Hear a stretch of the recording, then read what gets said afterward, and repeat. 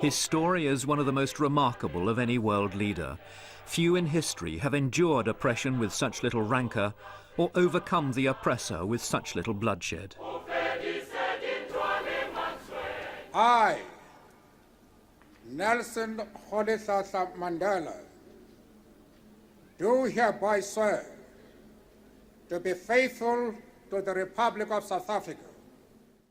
In May 1994, Nelson Mandela, the man white South Africa had imprisoned for nearly 30 years, was sworn in as the country's first black president. Through his dignified and courageous leadership, the African National Congress had broken the stranglehold of apartheid and transformed South Africa into a multiracial democracy.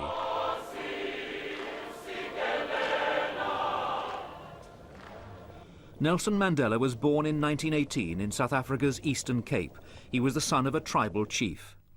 He qualified as a lawyer, and by 1952 he'd set up a legal partnership with a man who was to be a lifelong friend and ally, Oliver Tambo. Together they campaigned against apartheid, the exercise in social engineering under which South Africa's white minority, in charge of the country's military as well as economic forces, brutally crushed the human rights and aspirations of the black majority. In 1956, Mandela was among 156 political activists to be charged with high treason. The trial lasted more than 4 years before charges were dropped. In Johannesburg, premier city of South Africa, thousands of coloured people went to attend a protest meeting called by the African National Congress. By now, black resistance to apartheid was growing. Past laws which restricted where black people could live and work became the focus of resentment. Past books were burned as Mandela and others organised demonstrations against apartheid's leaders. I despise them because they were despised by the entire world. They dressed in beautiful suits, silk shirts and silk ties, but they were beautiful outside and full of evil inside. The Sharpeville massacre in 1960 forced the ANC to change strategy. 69 people died when police opened fire on black demonstrators. The ANC was outlawed, Mandela went underground, and peaceful resistance became a thing of the past. There are many people who feel that it is useless and futile for us to continue talking peace and non-violence against a government whose reply is only savage attacks on an unarmed and defenseless people. Mandela undertook a campaign of sabotage against the state. He was eventually arrested and charged with conspiracy to overthrow the government. At his trial, he made a 3-hour speech from the dock.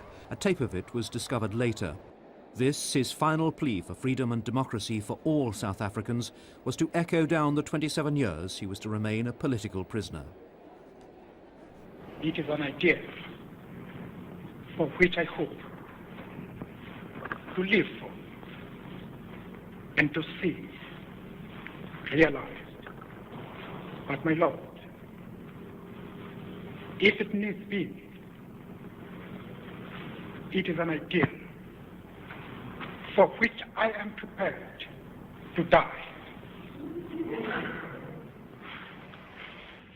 Sentenced to life imprisonment, he was sent to Robben Island, a top security prison in Cape Town's Table Bay. Photographs of Mandela were banned from publication. To quote him was an offence. But, astonishingly, he wasn't embittered by his long imprisonment. We soon grasped the fact that we are not conducting a struggle against individual whites. We are fighting a principle, fighting white domination. And in the course of that struggle, we can even form friendships with people from the other side. Outside, time was running out for apartheid. With the ANC leadership in jail, even the children of Soweto were now helping to sustain the revolution. The hardline government of P.W. Botha tried to crush the uprising, but gradually more liberal white people began to recognise that Mandela was the solution, not the problem.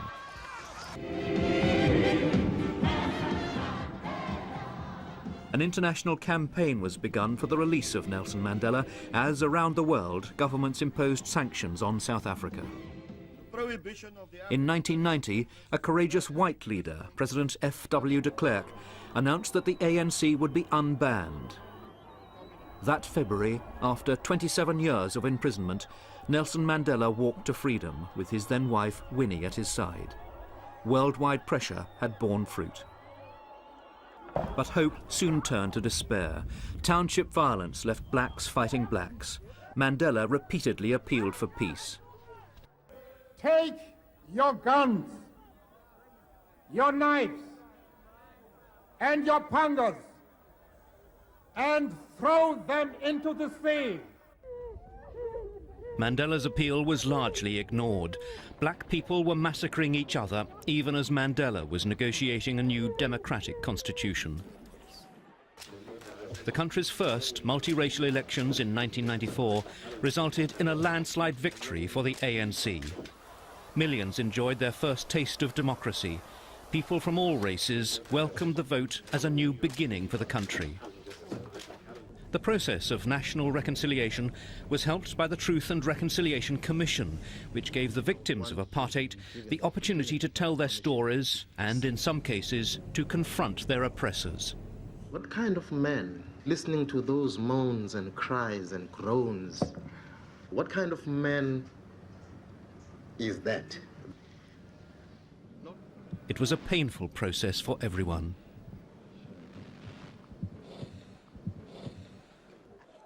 Yet for all his political skills, Mandela found it difficult to tackle many of South Africa's endemic social problems.